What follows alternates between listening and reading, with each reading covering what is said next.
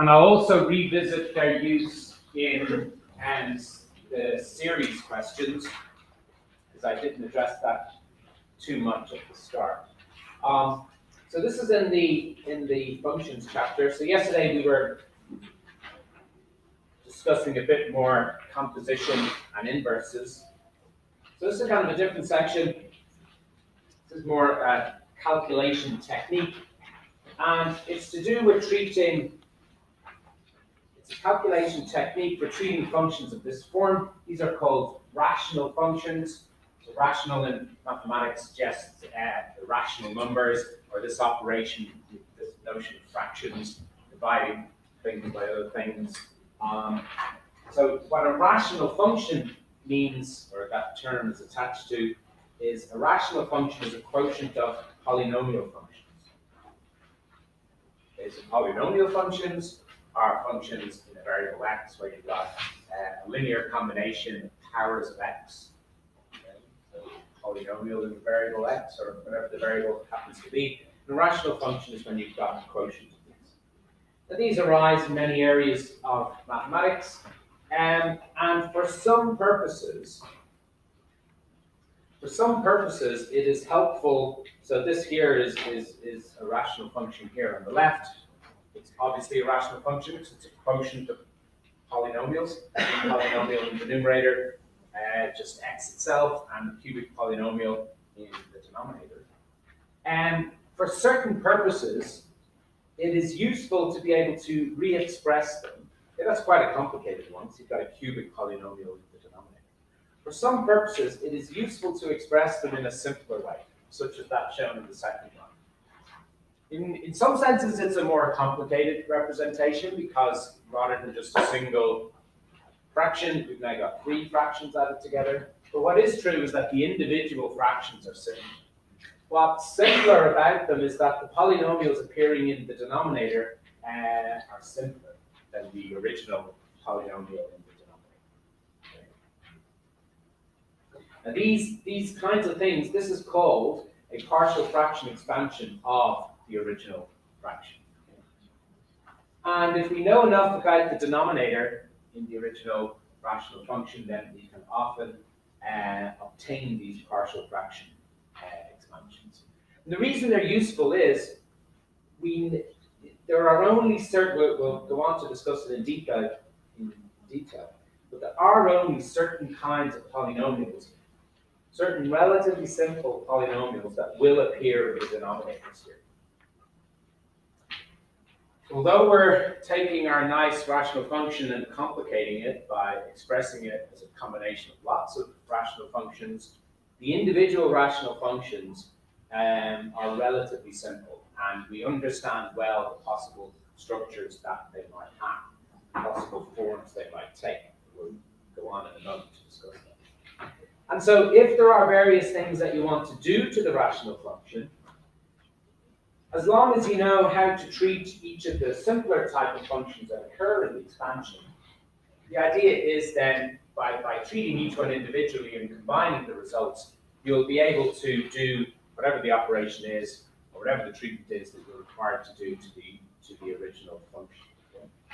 So we're complicating the rational function in some ways, because it's showing it as a linear or some kind of combination of many rational functions, but the individual rational functions here have a simpler structure, and so whatever the process is, if we know how to treat the simpler ones, we can treat all the individual parts here, and so work out the treatment of the original.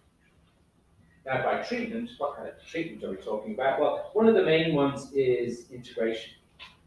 So I'll probably mention here, for instance, when integration. So when we come on to do the differential calculus and the integral calculus later on in the year, or after Christmas, whatever,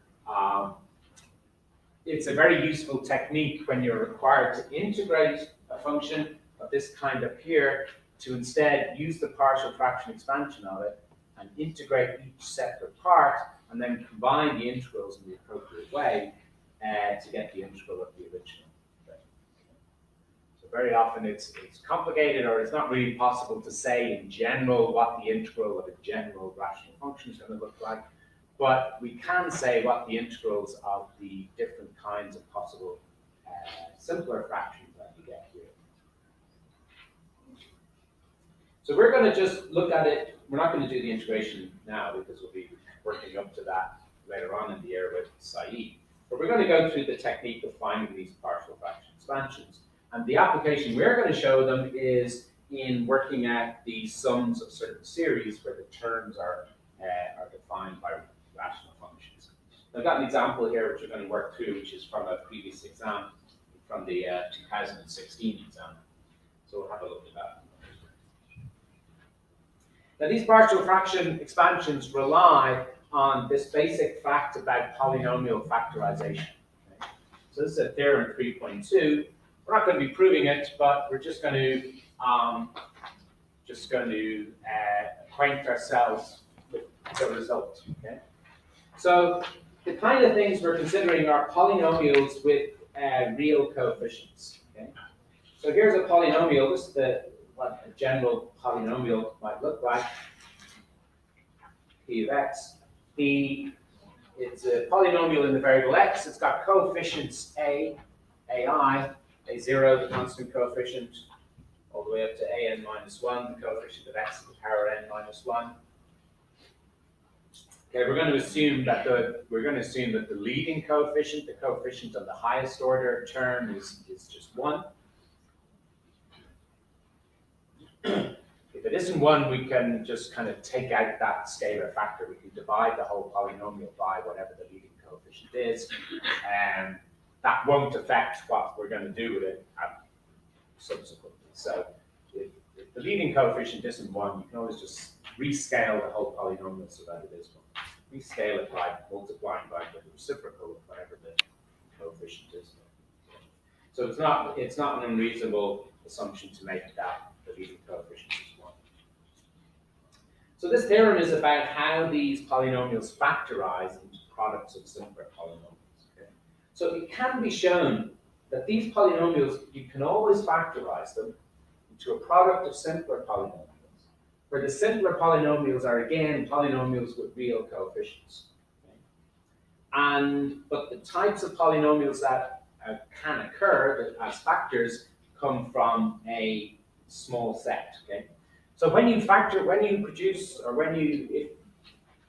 is a factorization of that polynomial p, the kinds of factors it has, well, we may see factors like this, which is the basic polynomial x minus a constant, x minus a for some a, raised to some power n. Okay? So this is what we call a repeated order 1 factor, you could call that. So that would be a repeated. It's repeated because it occurs to a power m, and it's a order 1 factor, or a linear factor, it's sometimes called.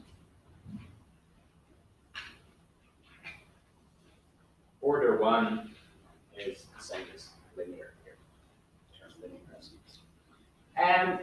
So the factors of P of A might be various kinds of factor like this. Okay, x minus a certain constant. It may be repeated. It may occur to some higher power m. The other kind of factor we can have is a quadratic one. So there may also be factors in the factorization that are quadratic in x. So they take the form x squared plus ax plus b for some pair of real numbers a and b, and they may be repeated as well. So they may occur to a certain higher power as well. Okay? So this one here is a repeated order 2 factor. A repeated order 2 factor or a repeated quadratic factor. And the ones that occur here are ones that are quadratic factors that can't be factorized further. So these are so-called irreducible quadratic factors. Ones that can't be factorized further into products of order 1 factors. So in the factorization of P of x, there may be many of these. Different choices of A, different choices of A and B in the quadratic case.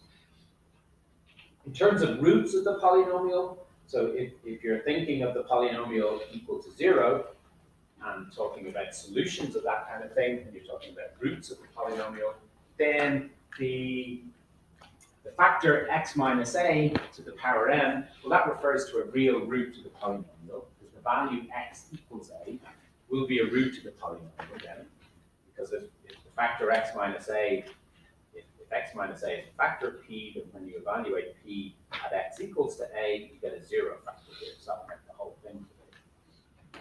So those factors correspond to real roots a, which have multiplicity n, where n is the exponent on that factor. And the irreducible quadratic factors, they correspond not to real solutions, but a pair of complex solutions. Two complex numbers that are roots of the polynomial and are actually a conjugate pair. So a pair of complex conjugate roots p of multiplicity n, non-real complex, so actually genuinely complex, when this factor x squared plus ax plus b is irreducible, unfactorizable. And of course that happens when the discriminant of the quadratic is a negative number, so it doesn't have real roots. Okay, so this is a fact we're going to use. And the partial fraction expansion, what we're going to do is we're going to take the original polynomial in the denominator. We're going to factorize it. We know it can be factorized, so in principle we ought to be able to find the factorization. Although that might be a harder, not a trivial exercise in practice. But if we can obtain the factorization of the denominator polynomial, as we have done here, the denominators that appear in the simpler fractions come from the factors of the denominator. Okay. So in the general method here, we describe how we form the partial fraction expansion. Okay. So for each of these factors of the denominator polynomial, we get a certain collection of simpler rational functions in the partial fraction expansion. Wherever the denominator polynomial, here is q, wherever the denominator polynomial q has an irreducible quadratic factor of this form, x squared plus ax plus b, then the associated to that will be these terms here that we expect to see in the partial fraction expansion. So we got a collection of terms here, one with a series of increasing powers of the irreducible factor in the denominators, starting from exponent 1, exponent 2, exponent 3, etc., all the way up to and finishing with exponent m, where m is the exponent on that factor in the factorization. So if we see a higher exponent than 1 here, this means you're going to have more than one simpler rational function associated to that factor. And in the numerators, the kind of numerators we see is we potentially could see over each fraction a order 1, meaning something times x plus a constant, an order 1 polynomial in the numerators. Okay. And so we expect to see coefficients here. The alphas represent the coefficients of the x's in the various numerators, and the betas are the constant coefficients in the numerators. Okay. Now the alpha and beta are unknown to us at this stage. The alpha and beta are yet to be determined. And we'll describe how we determine the values of those. Okay. So the alpha I, the beta I are yet to be determined. We have to determine their values by inspection and comparison with the original numerator polynomial of b.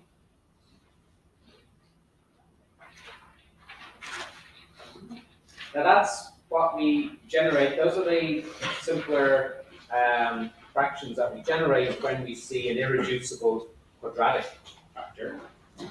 A similar thing happens for each of the order 1 factors of the original polynomial denominator polynomial q, for each factor of the form x minus a to some power, we're going to see again a bunch of simpler rational functions whose denominators are these increasing powers of that x minus a. From x minus a to the power 1 all the way up to finishing with x minus a to the nth power, where n is the power of x minus a in the factorization of Q. And these have numerators, but now they don't have order 1 numerators, they just have constant numerators, alpha 1, alpha 2, etc. And again, these are to be determined as well. To be determined by comparison with p.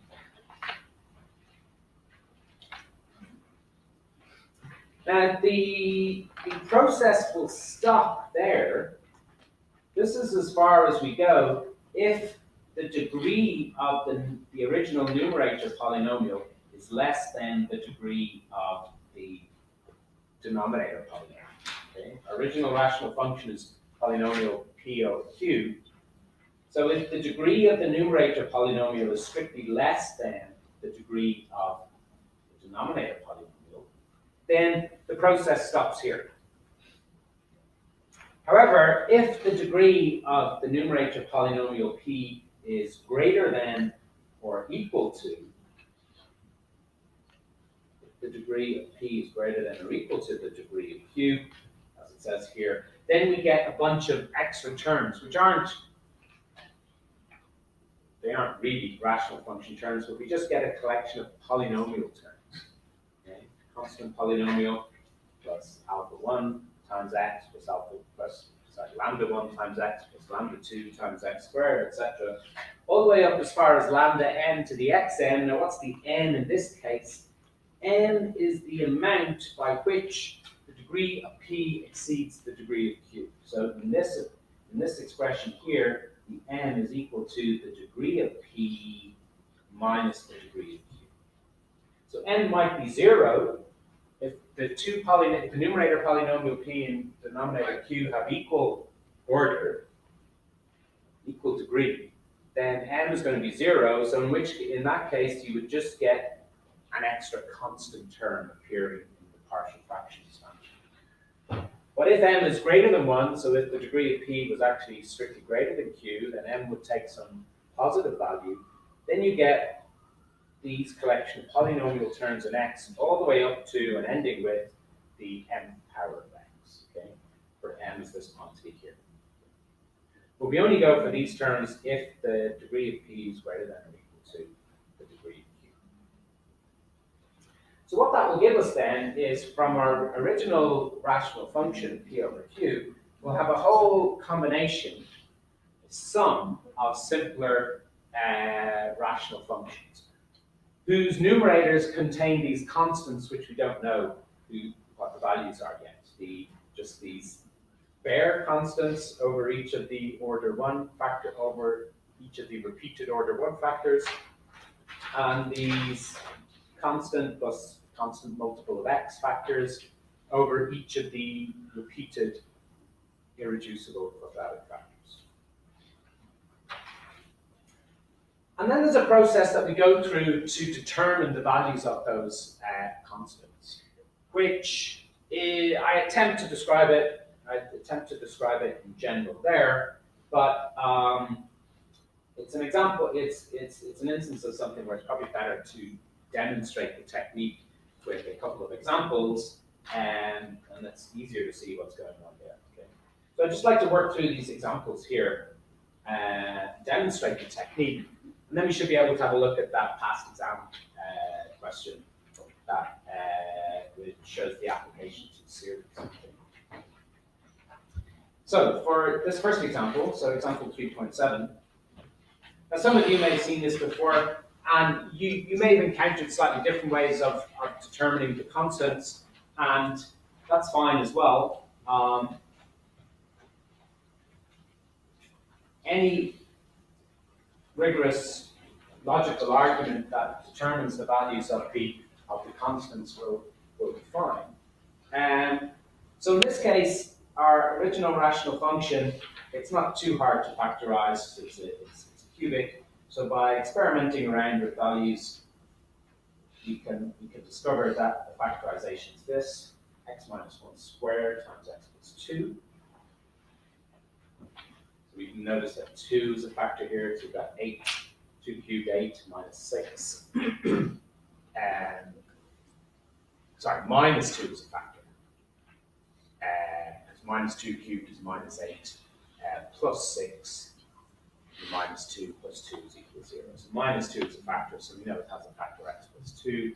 And we simplify it and look at the simpler polynomial, we see it's just the square of x minus 1. So according to what we've just described, here we've got a repeated order 1 factor. So this is going to have this is going to contribute 2 terms like this. 2 terms because the factor x minus 1 is repeated to the exponent 2. And then we have one more term, which again is a constant numerator, and that's over the denominator x plus 2. So the claim is that we can find values of alpha 1, alpha 2, beta, that we can find that there are real number values for these coefficients that will make this combination equal to the original function. Okay? That is indeed the case. Okay? So to determine these, the alpha I and the beta, we re-express the expansion back to a single rational function. Now we know what rational function is going to be. It's going to be this one. So we know the denominator is going to be x cubed minus 3x plus 2. We know the numerator is going to be 3x plus 1. Well, we don't write that down because then we just be saying that this is equal to itself.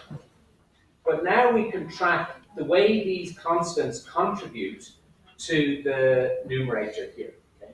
Because we know that to combine them back like this, we have to add all these fractions here. We add the fractions by converting them all so that they have a common denominator. Okay? So how do we convert this fraction here so that it has denominator x cubed minus 3x plus 2?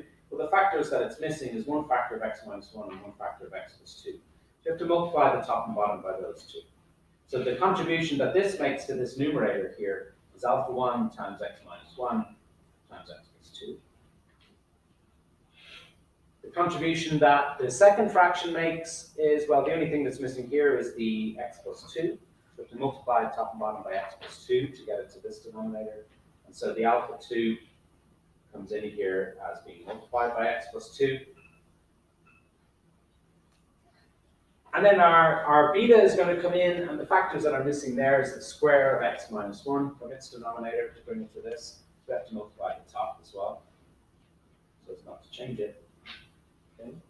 So we get this expression here.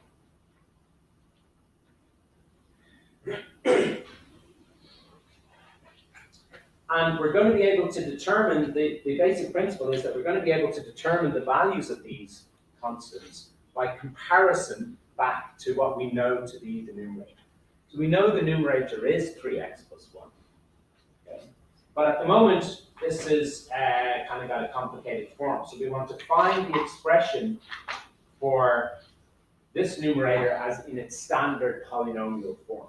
Okay? So something times x squared plus something times x plus a constant. So we start to work that out. I think we can go straight because it's not too many things here. So we should be able to go straight to the standard polynomial expression. So how many x squared? So this bracket is going to hold the coefficient of x squared. Well, we do generate an x squared value here. We get 1x squared, and we multiply these out, and that gets multiplied by alpha 1. So there's an alpha 1 times x squared. We don't get any x squareds from the middle term, because it's just alpha 2 x plus 2. But we do get x squareds from this term here. Again, you get 1x squared when you square this bracket, and that's multiplied by beta. Okay, so in total, that's the coefficient of x squared. Then you do a similar thing for x and the constant coefficient. Out of this product here, we have a single x. We have 2x minus x. So that single x gets multiplied by alpha 1. Out of here we have an alpha 2 times x, so this we get alpha 2. And here we get a minus 2x when you square that back. And the minus 2x gets multiplied by b. Okay? So this is the coefficient of x. And then the only thing we're missing then is the constant coefficient, whatever that is. Do we get a constant of minus 2 here, so that's going to multiply the alpha 1, so we get minus 2 alpha 1. We get a constant of 2 alpha 2 here. And here we get a constant of 1, which multiplies the beta.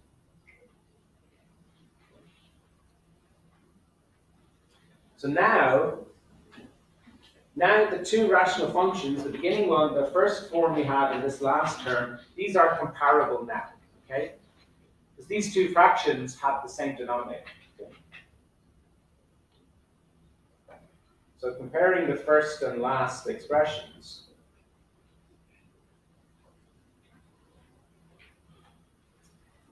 this implies that the numerators are equal. Okay, because we're comparing two fractions which have the same denominator. If two fractions have the same denominator and they're equal, then they must have the same numerator. So the numerators are equal. So this 3x plus 1, i.e. 3x plus 1, must in fact be the same as this polynomial here. Alpha 1 plus beta squared, plus alpha 1 plus alpha 2 to beta x, plus this constant coefficient minus 2 alpha 1 plus 2 alpha 2 plus beta g.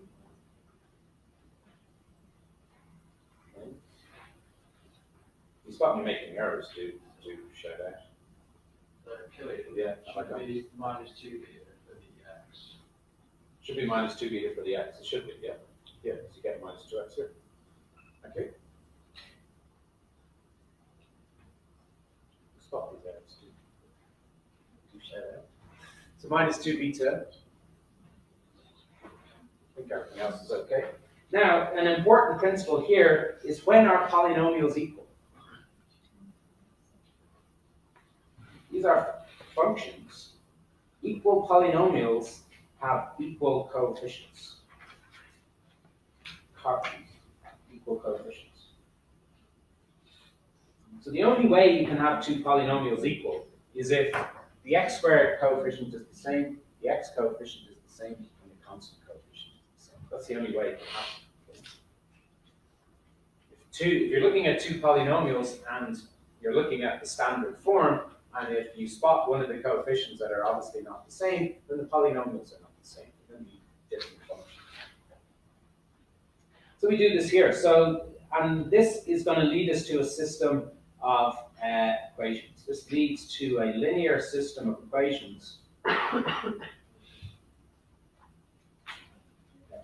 which, as I understand it, you've been learning how to solve in the linear algebra unit. You've been learning an algorithmic method for the solution of systems of linear equations. So this is something we know how to do. And we get these from comparing the coefficients. A linear system of equations in the unknowns that we have, the alpha 1, alpha 2. So the coefficient of x squared here is alpha 1 plus beta. And the coefficient of x squared on the left, well, there is no x squared. There is no x squared there because it has a coefficient of 0. The second equation is you get from the x coefficient, minus 2 beta. That must equal the x coefficient on the left-hand side, which is 3. And then finally, the constant coefficients must be the same. So our minus 2 alpha 1 plus 2 alpha 2 plus beta must be the constant coefficient on the left, which is 3. So we obtain a system of linear equations in the unknowns. And if we do this right, it will be a system of sufficient size so that you will be able to determine the solution. Now we know there's an algorithm for solving these. So in principle we can apply the Gaussian elimination algorithm or the row reduction algorithm, whatever you're calling it. Gaussian elimination. I'm not sure. Gaussian elimination algorithm. Or your row reduction algorithm to solve these systems. Now this is 3 by 3 system, so we mightn't have to go to those full-blown lengths, but in principle, you can do that. Of course, in practice, we don't really solve systems of linear equations. We just give them to the computer to solve. We program the algorithm into the computer so it can just apply the algorithm that I said. But these equations aren't too hard because there's only 3 of them. And the first one is giving us a relationship immediately that alpha 1 is minus beta. And if you put that into the next 2, you're going to have alpha 2, you get a minus beta minus 2 beta, alpha 2 minus 3 beta equals 3. And what have you got? Alpha is minus beta. So this is 2 beta here plus beta. So that's 2 alpha 2 plus 3 beta equals 1. So now we've got 2 equations with 2 unknowns. And when you add them together, the betas will disappear. So you get 3 alpha 2 equals whatever it is, 4. So that tells us alpha 2 is 4 over 3. Put that alpha 2 value back into one of these. And that's going to imply, say, this first one here. 4 over 3 minus 3 beta is 3. So minus 3 beta equals 3 minus 4 thirds.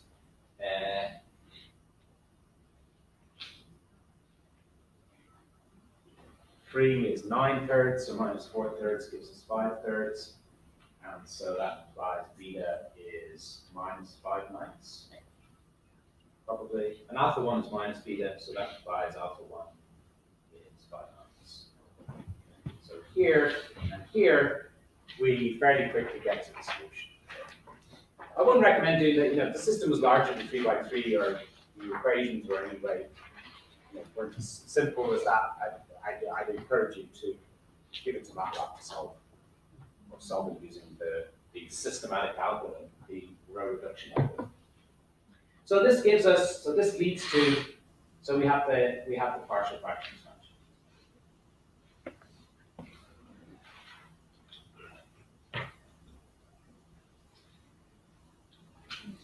Because we determined the values of our coefficients, so we just put these into the original expression. So no partial fraction expansions.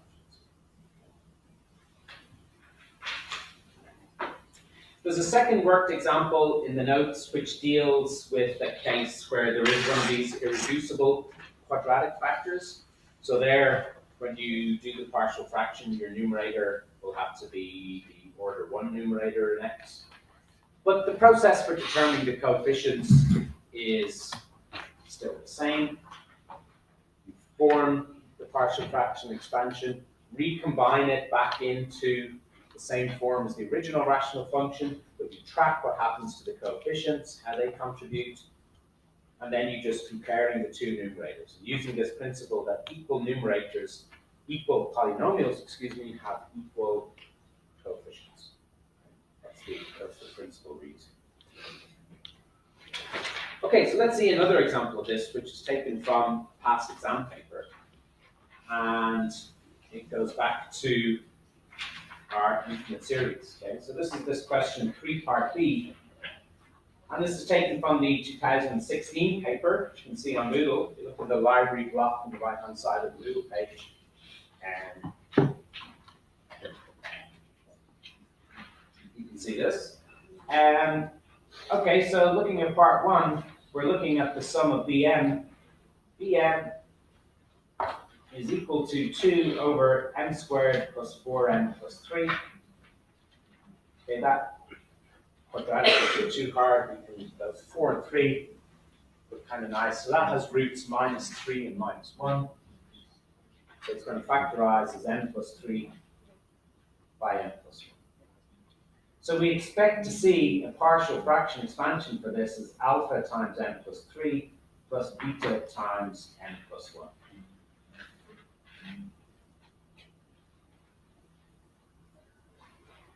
And so to recombine that as the original thing, we're going to have beta multiplying m plus 3 and alpha multiplying m plus 1. Now, these numbers aren't too, you see this is supposed to bring us back to 2. So to avoid actually having any m's in the numerator here, we have to have beta equals minus alpha. So this has to have the form minus alpha times n plus 3 plus alpha times n plus 1 plus alpha equals minus beta as the numerator equals 2. So there is no n, so the n's have to cancel out here.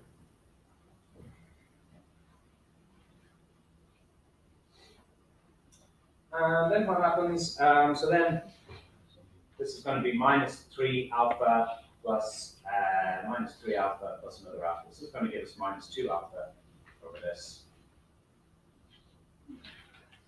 So that's going to imply that alpha equals minus 1, isn't it? Alpha equals minus 1. So our Bn is minus 1 over n plus 3 plus 1 over n plus 1. Easy enough, 3 minus 1. Okay, so that's our partial fraction expansion. So I did, just kind of did it very efficiently, quickly. So part 2 is to examine the consequences of this for the infinite series. And this actually means because we have this partial fraction expression for our infinite series, it means that we can analyze it by viewing the series like this. Use the partial fraction expansion. And we can actually force this all the way through to a definite value. So not just reaching a conclusion about whether this converges or not, but actually to determine the value. We make use of the definition of an infinite series. So the definition of an infinite series is the limit of the sequence of partial sums.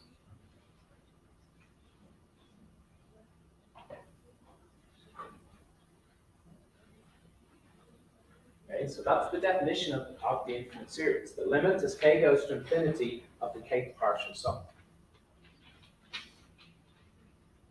But because the coefficients here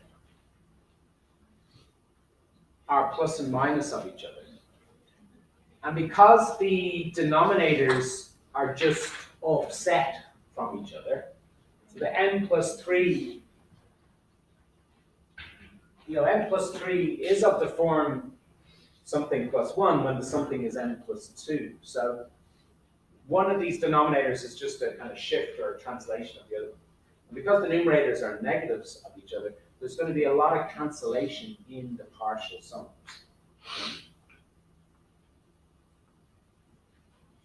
Because each negative term here is going to be cancelled by a later positive one, and the index is increased by 2. Because then the denominator here will be equal to the original n plus 3. But if you start writing out the sum, you can get a picture of what's going on. So when n is 1, you get minus a quarter plus a half. When n is 2, you get minus a fifth plus a third. When n is 1, 2, when n is 3, you get minus a sixth plus 1/4. You see, that's where the first cancellation happens. This negative a quarter cancels with the later positive quarter. Look at the next term. It's going to be, so this was with n equals 3, and n equals 4, we get minus 1/7 plus 1/5, etc. And that's where the second cancellation happens. This negative 1/5 cancels with the later positive quantity 1/5. And this cancellation keeps happening as you run through the series, as you run through the partial sum, except it's going to stop happening when you get to the end of the partial sum. The pattern here is that each negative term cancels with the positive term that occurs 2 steps later than it. Okay? The negative quarter from the first term got cancelled by the positive quarter, which occurred 2 steps later. That's because the offset between the denominators is 2. So if we look at the last few terms, let's take the last 3 terms. So when n is k minus 2, I'll have minus 1 over, so when n is k minus 2, minus 1 over k plus 1 plus, when n is k minus 2, 1 over k minus 1. And when n is k minus 1, the second last term, I've got minus 1 over k plus 2 plus 1 over k.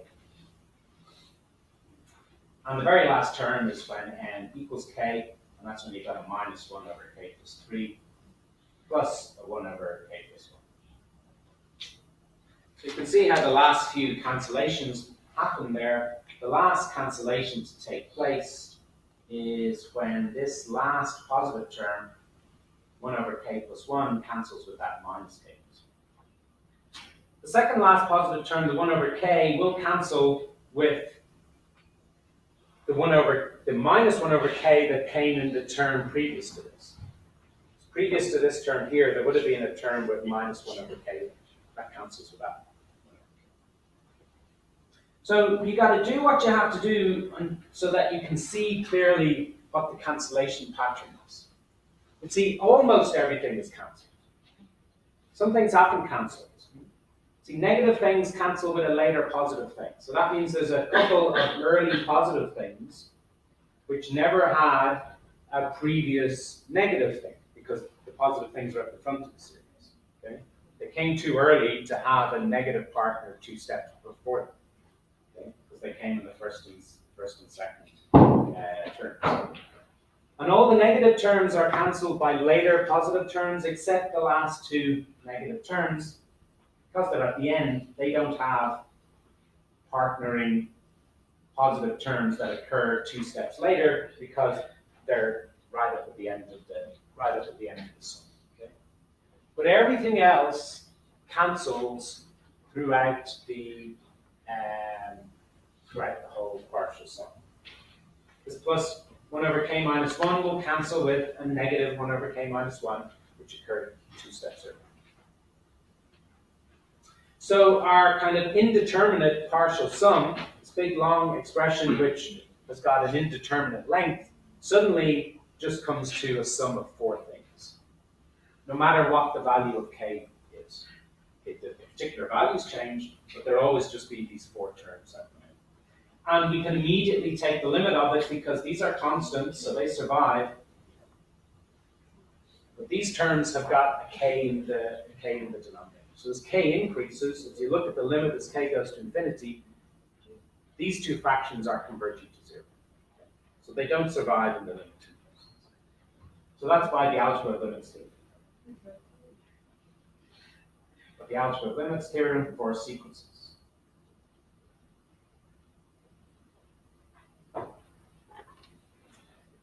And a half plus a third is whatever it is. It's kind of 6. It's 3 plus 2 sixths.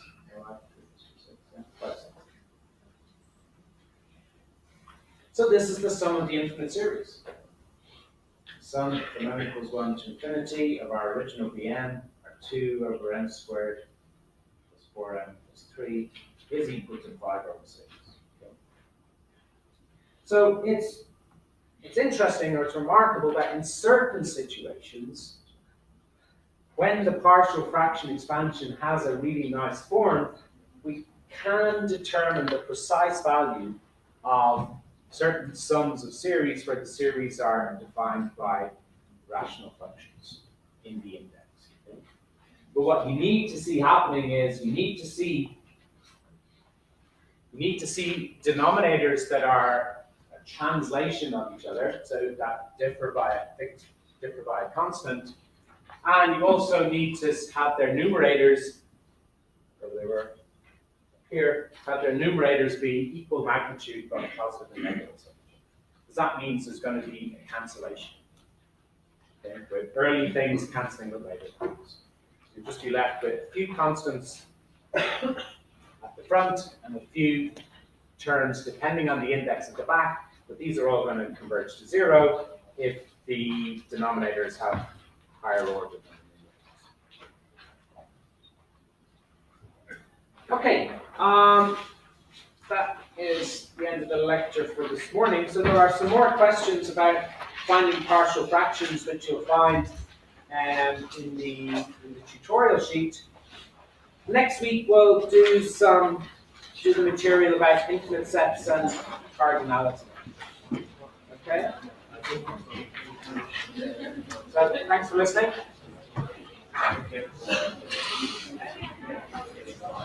Someone could bring the signature sheet down, whoever has it. Thank you.